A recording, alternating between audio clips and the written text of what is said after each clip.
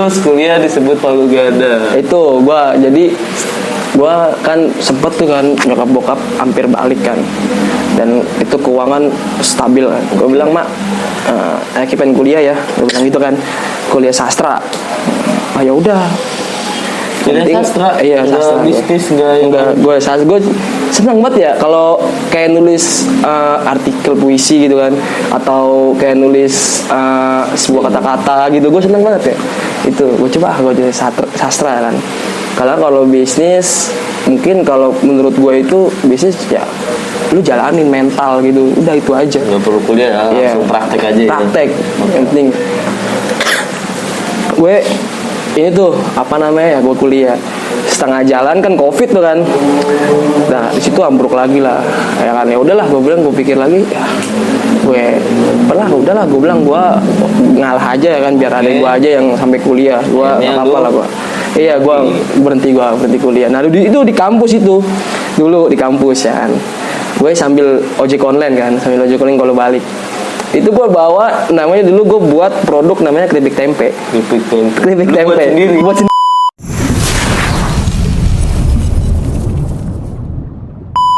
Terus kuliah disebut palu gada. Itu gue kan sempet tuh kan nyokap bokap hampir balik kan, dan itu keuangan stabil kan. Gue bilang, mak, Aki pengen kuliah ya, gue bilang gitu kan, kuliah sastra. Ah ya udah. Kuliah sastra? Iya, sastra. Bisnis enggak, gue senang banget ya kalau kayak nulis artikel puisi gitu kan, atau kayak nulis sebuah kata-kata gitu, gue senang banget ya. Itu gue jadi sastra kan. Kalau bisnis, mungkin kalau menurut gue itu bisnis ya lu jalanin mental gitu, udah itu aja. Nggak perlu kuliah ya, langsung praktek aja. Praktek, yang penting. Gue ini tuh gue kuliah setengah jalan kan, covid tuh kan. Nah di situ ambruk lagi lah, ya kan. Ya udahlah, gue bilang, gue pikir lagi, ya gue bilang gue ngalah aja ya kan, biar adek gue aja yang sampai kuliah, gue nggak apa-apa lah gue. Iya, gue berhenti kuliah. Nah itu di kampus itu, dulu di kampus ya kan, gue sambil ojek online kalau balik. Itu gue bawa, namanya dulu gue buat produk namanya keripik tempe. Buat sendiri gue. Itu gue belajar waktu gue ngelihat di Malang. Gue bilang, sama di dekat pesantren gue dulu ya. Gue bilang, ini keripik tempe. Enggak, pesantren kayak dibilang pesantren orang kerja lah gitulah. Pesantren orang kerja gitu. Jadi fleksibel, waktunya cuma 2 jam, ntar bisa balik gitu.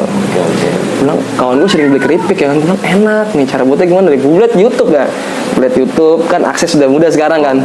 Gue liat YouTube, gue ajarin, gue tester sama gue nih.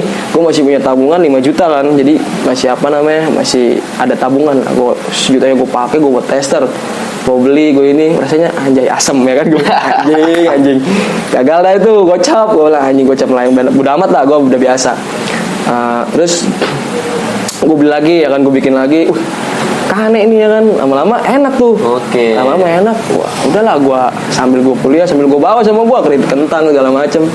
Pokoknya kawan gue tuh kayak nyari buku apa sama, lu tahu nggak Ki, buku ini di mana belinya? Oh gue tahu, selalu aja sini, gue bilang, gue nyariin berapa ya. Mungkin tahu beneran apa? Nggak tahu gue sebenarnya.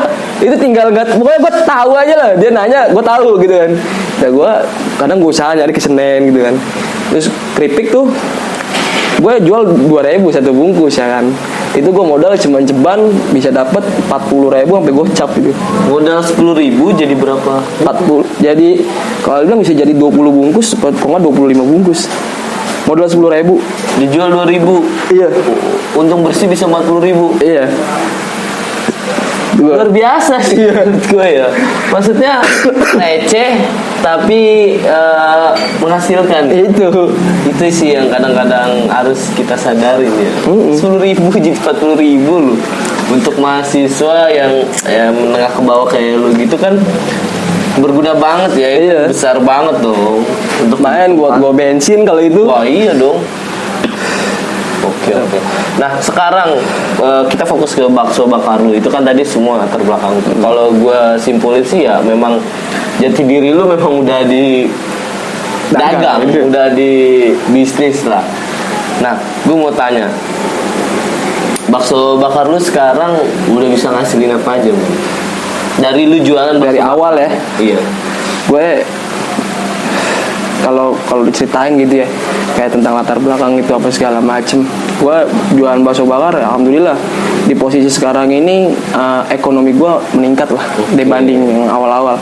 Dulu gue di keluarga gue itu ya itu gue bilang gue nggak bisa sukses, nggak bisa sukses, nggak bisa ini, cuman satu orang doang, keluarga gue, bude gue itu yang nolong gue waktu sekolah segala macem. Dan sekarang gue bilang, gue buktiin sama gue punya produk, ya lu gue jual langsung. Itu juga gue awal modal minjem. Oh, awal buka bakso bakar Minjem gue. Oh. Gue cuma punya duit 200 ya kan. Gue bilang, ini masa pandemi ya kan. Oh siapa nih? Gue udahlah, gue nekat tuh, gue minjem ke om gue minjem ke kawan gue, gope ya kan. Total tuh ada 4 juta. Udah gue beli sama gue. Itu juga gue beli bekas. Gerobaknya bekas, panggangannya bekas kawan gue. Gue beli sama gue. Gak harus baru lah. Gak harus baru, pokoknya udah gue pokoknya. Ini pelajaran nih ya kan. Lu buat temen-temen semua nih ya, buat lu semua yang pengen udah punya kemauan atau masih ragu untuk mencoba hal baru khususnya di usaha ya. Usaha, dagang apapun. Baru atau second sama aja. Yang penting mulai dulu. Punya modal atau minjem itu sama aja. Urusan belakang ya. Urusan belakang. Yang penting mulai dulu. Mulai dulu. Nah, lanjut Bang. Itu gue mulai sesudah Idul Adha September. Kalau nggak salah sih 20 September 2020 itu gue mulai itu. September 2020. Nah, gue awal buka itu gue punya utang 4 juta. Dan gue tadi ya. Iya, cuma gue di kantong ada 200.000. Cuman gue punya produk bakso kan udah jadi. Nah gue cuman pasarin ke kawan-kawan gue bilang, gue mau the next bakso bakar sedulur akan launching. Gue bilang gitu kan di Instagram gue. Kapan nih pada nanya. Hari ini gue bilang besok gitu. Besoknya pada datang tuh, banyak. Cuma enak bang kan. Enak, alhamdulillah dalam waktu 3 minggu gue bisa bayar utang itu gue. Modal lu langsung kembali. Itu megang 1 juta gue malah. Lebih. Iya. Jadi itu belum sebulan ya? Belum sebulan. Awal belum sebulan itu. Menggiurkan ya. Iya. Modal 4 juta, 3 minggu modal balik, langsung dibayarin, masih ada lebih, diputar lagi. Mantap sih. Nah, terus berjalan udah dapet apa aja dari bakso bakar? Alhamdulillah sih, gua bisa kalau dibilang ya nunjukin gitu ya ke orang-orang yang dulu pernah ngerendahin gua. Dulu itu kau injaki. Itu lagunya Danar ya itu. Harga diri. Nah, ini salah satu kisah-kisah itu ya. Iya, kisah. Gue jadi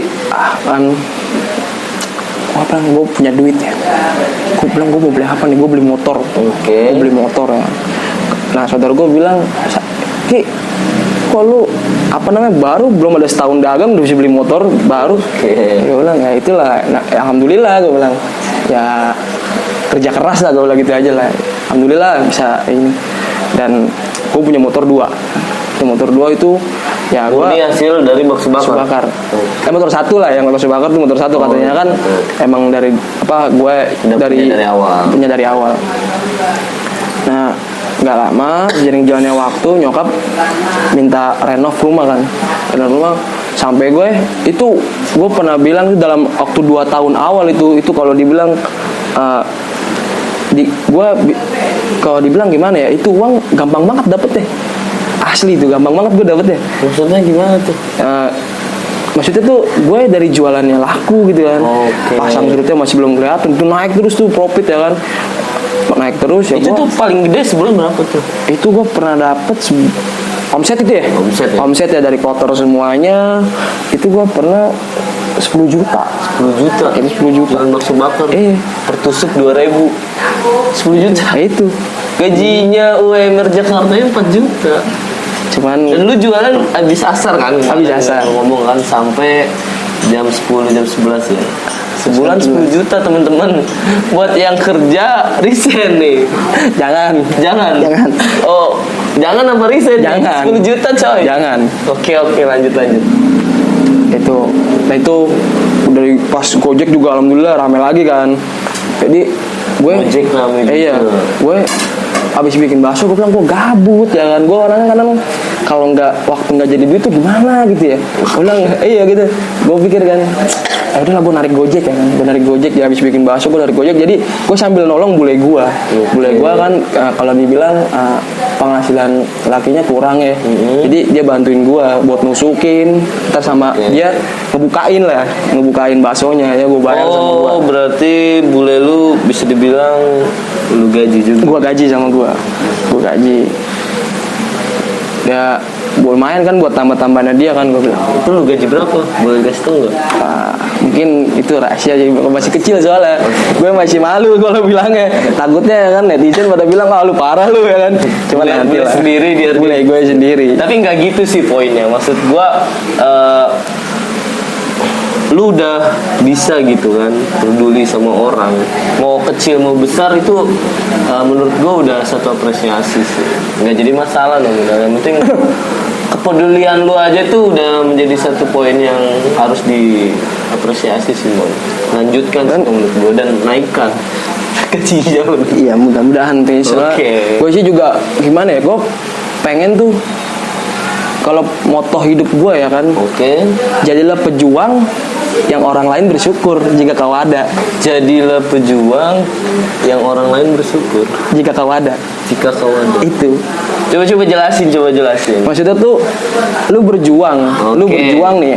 Entah itu lu punya usaha, entah itu lu jadi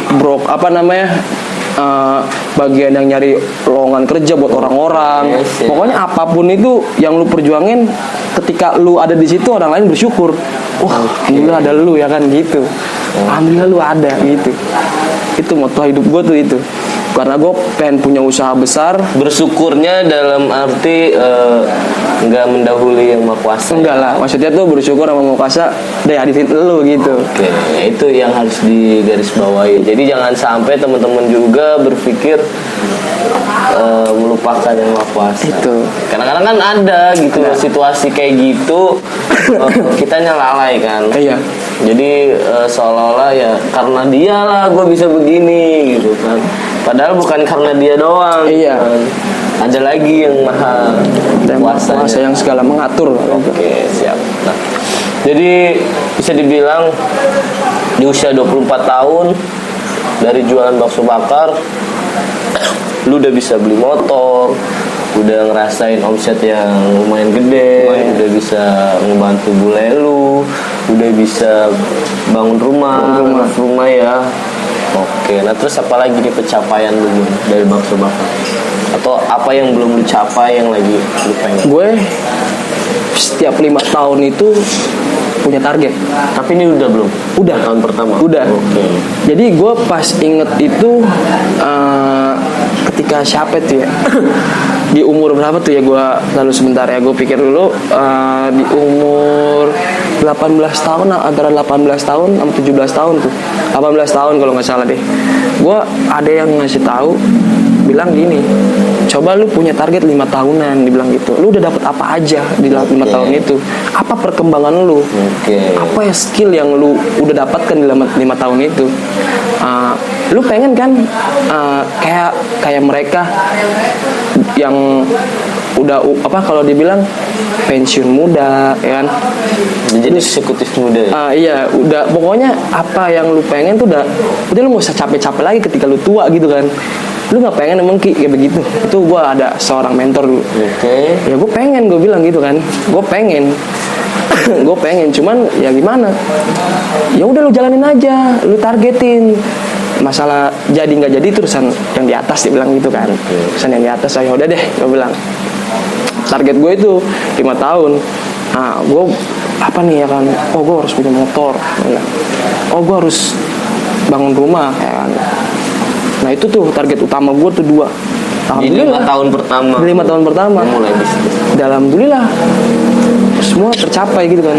Rumah ya alhamdulillah udah sekitar 10% lagi udah bagus lah gitu. Ya gue doain 5 tahun berikutnya punya rumah lagi lah. Amin. Rumah sendiri. Itu kan udah buat orang tua aja ya kan. Karena terus bakso bakarnya udah punya tempat yang lebih besar. Amin. Semoga aja tuh. Yang pengen sih gue punya karyawan yang lebih banyak. Anak muda semua isinya ya bisa, kan. biar termotivasi gitu ya. Betul. Nah, buat temen-temen nih, Bon, yang mau mulai usaha atau lagi ngejalanin usaha, lagi pasang pesurut, nah, lu coba berbagi tips-tipsnya dong, Bon. Kalau gue sih, gue buat yang baru memulai ya. Kalau dari lu tipsnya apa nih? Apa yang Gue harus dia siapkan? Sering idola gue nih ya dalam dunia bisnis itu, dalam dunia usaha itu hanya satu. Siapa tuh? Bob Sadino. Bob Sadino. Karena yang gue lihat nih, kalau yang pengusaha-pengusaha lain yang ngomong tuh, gue dari nol, dari nol gitu, dari tapi nol mana? Yang punya privilege. Itu. Kalau dia mungkin dari nol, kalau dari gue itu udah dari 100 kali mungkin. Oke. Ya bedain aja kalau dibilang yang orang tinggal di Warakas sama tinggal di Kemang. Dengan gitu kan. Kalau Bob Sadino yang gue lihat ya, dia prinsipnya dia tuh ya saya cuma dagang gitu. Oke. Masalah sukses dia mah nggak tahu. Menurut saya tahunya dagang, saya tukang telur yang sukses udah gitu aja. Untung, nah, itu gitu ya. gue ngikutin prinsip dia aja udah. Jadi gini, bisnis itu, dagang itu hasilnya rugi, pastinya rugi, resikonya kaya gitu. Dagang itu akan rugi, tapi resikonya kaya. Maksudnya gimana tuh? Biar teman-teman gak bingung. Jadi dagang itu pasti ada ruginya. Oke. Pasti ada ruginya. Nggak mungkin gak ada. Itu namanya buntung, rugi itu pasti ada. Pasti. Resikonya kaya, maksudnya apa? Sewaktu-waktu kan nggak mungkin toh rugi terus. Oke. Nggak mungkin lu buntung terus. Pasti ada sewaktu-waktunya itu meledak. Yang namanya orderan yang banyak masuk langsung ya kan. Yang entah itu dalam sebulan lu bisa dapat melebihi gaji orang-orang yang UMR Jakarta gitu kan. Itu berarti lu mau bilang apa nih ke teman-teman nih buat yang baru mulai ya. Jangan mikirin rugi Ya kalau gue bilang sih ya, pokoknya kalau dagang resikonya lu jadi kaya. ya resikonya jadi kaya. Lu jalan aja, jalan dulu, udah jalanin aja, nanti di jalan ketemu jalan. Di jalan ketemu jalan. Nah, itu ya kayak kita jalan aja sih di jalan, oh motonya kesini nih gitu. Di jalan aja, ya, lu jalanin. pokoknya mulai aja dulu lah. Mulai aja dulu. Gak usah mikir-mikir antarnya gimana, ini gimana ya. Udah. Kan? Pokoknya kalau udah lu mau dagang resikonya kaya. Buat yang sedang ngejalanin nih Bon, entah lagi di posisi atas atau posisi turun nih, mungkin tipsnya apa nih? Kalau lagi di posisi di bawah ya harus, kalau dibilang sih kita kalau nggak pakai marketing langit ya sabar lah, atau enggak kita improvisasi. Mungkin investasi leher ke atas kita itu masih kurang. Investasi leher ke atas. Iya, ilmu maksudnya. Siap. Ilmu. Sama sih gue juga masih kurang. Dan marketing langit ya. Marketing langit, tahu lah kan kita sedekah. Marketing langit itu teman-teman lebih mempasrahkan ya segala sesuatu itu kepada yang maha kuasa, dari segala maha. Iya.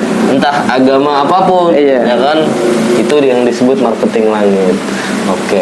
Yang posisi lagi di atas nih, yang posisi lagi di atas ya, kalau gue bilang ya maksudnya pasti dia pernah ngerasain di bawah. Oke. Ya jangan sampai gitu, kalau dia lagi down ya jangan terlalu ke bawah gitu lah. Ya bagaimana caranya dia harus bertahan di posisi itu agar bisa naik ke atas lagi gitu. Dan jangan sampai sombong ya. Sombong ya, itu udah pantangan banget ya. Sampai meninggalkan kewajiban, pertama kewajiban ibadah. Oke. Itu aja. Ibadah dalam agama apapun ya. Oke. Nah, terakhir nih, Bon, buat masyarakat umum nih, coba dikasih tips-tips buat tetap semangat lah dalam kondisi hidup sekarang nih kan. Sekarang belakangan ini COVID-nya lagi naik lagi terus ya makin banyak lah hal-hal yang kurang kita inginkan ya. Nah, lu dari angle seorang pembisnis nih, anak muda, bagaimana nih menguatkan untuk tetap bertahan hidup? Kalau gue sih gimana ya, jadi gini, untuk anak muda ya yang pantaran gue atau yang lebih tua gue atau yang nanti lagi memproses dewasa gitu ya, ya udah semangat aja. Jadi apapun yang lu lakuin, kalau itu menghasilkan ilmu, uang, lu jalanin. Jangan lu ngeliat kanan kiri gitu ya, jangan ngeliat kanan kiri, wah ini udah berhasil, nggak usah.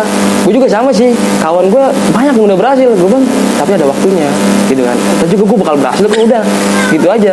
Terus tunggu giliran lah. Iya, yang terutama dalam sekarang ini itu lo harus punya namanya skill. Coba cari tahu dalam diri lu apa sih yang plus itu dari gua gitu. Semua orang pasti ada. Mau dia itu yang jago di bidang otomotif, mau dia itu di bidang listrik, pokoknya di bidang apa aja itu lu lakuin, lu kejar skill lu. Kalau gua kan ya mungkin di bidangnya dagang gitu kan, jadi nggak harus dagang gitu, nggak harus lu bisa buka bisnis dengan lu bisa ngurut, gua bisa buka bisnis ya kan. Pokoknya apapun yang menjadi kelebihan lu itu jadikan manfaat, atau enggak bisa jadikan dengan orang sekarang penghasilan gitu. Tiduran aja bisa menghasilkan uang bisa, tapi tiduran sambil main game. Itu bisa. Gamenya bisa diolah. Nah teman-teman semuanya, obrolannya daging semua nih kan. Gue seneng nih kalau ngobrol kayak gini tuh. Buat guanya dapet banyak nih kan ilmunya, buat temen-temen juga berbagi ya. Pada intinya ya dalam segmentasi UMKM ini, Ambon ini menurut gue udah UMKM lah, udah anak utara, ini luar raka, masih muda 24 tahun kan, keren ya, lo lihat lah, keren lah ya kan. Terus mandiri itu bener-bener mandiri lah, lo lihat perjuangan dia dari SD. Nah buat semua temen-temen pokoknya gue nambahin sedikit, tetap semangat bro, dalam kondisi apapun. Nah gue juga sekarang ini kan lagi kurang gak enak badan, makanya gue pakai masker, tapi gue tetap semangat nih ya kan, buat konten, buat ya mengeksplor apapun lah sesuai janji gue sama anak-anak gue kan. Gue pengen angkat semua elemen-elemen di Jakarta Utara. Makanya gue thank you banget nih udah mau berbagi tentang bisnis, tentang usaha dalam angle-nya anak muda ya. Mudah-mudahan teman-teman semua dapat ngambil positifnya ya. Pokoknya gitu. Boleh ngasih itu nggak sedikit gitu? Boleh tambah. Nah, untuk kita orang nih ya. Siap. Nggak usah namanya kita tergiur. Kalau misalkan lu nggak bisa bisnis ya udah jangan tergiur. Maksudnya kalau lu nggak pengen udah lu kerja gitu kan. Pokoknya apapun lu lakuin aja. Kayak lu misalkan lu bisanya kerja ya udah kerja. Memang itu skill lu di situ. Lu bakal menghasilkan cuan di situ. Mungkin bisa lebih dari orang pembisnis. Kayak misalkan lu punya skill ngelas dalam laut. Itu bayarnya lebih gede loh. Itu. Nah itu. Pokoknya yang terpenting itu jadikan hidup lu itu bisa kalau lu bisa bermanfaat sama lu bisa tidak merugikan orang lain, sama inilah bisa menghasilkan gitu kan. Kita kalau dibilang ya lu nggak pengen gitu kan di umur 30 tahun lu udah nikah punya anak bini saben hari nggak koyoan gitu kan. Itu biar nggak koyoan aja gitu saben hari, karena yang udah banyak nggak koyoan terus udah nggak bingung ya. Faktor ekonomi itu pemecah namanya sebuah hubungan paling besar. Iya mungkin itu aja, tetap ya semangat lah gitu, untuk nyari duit. Siap, thank you banget Bon ya. Tapi terakhir nih gue nih biar temen-temen lengkap nih ya kan, gue boleh nggak nanti kalau ada kesempatan gue mau dipercara lu bikin bakso mulai dari itu.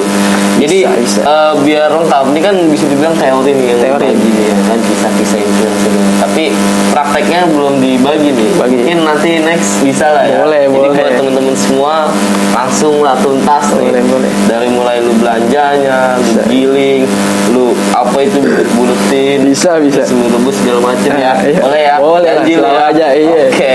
Janji yang kedua nih teman-teman. Pokoknya tungguin lah, nantilah bakal gua liput juga nih, karena gue penasaran juga kan. Gak afdol lah kan? Harus ada teori, harus ada praktek ya. Oke teman-teman, pokoknya gitu. Thank you yang udah nonton sampai habis. Jangan lupa di like video ini, di share sebanyak mungkin, dan sekali lagi buang yang negatifnya, ambil yang positifnya ya. See you di episode selanjutnya. Bye bye.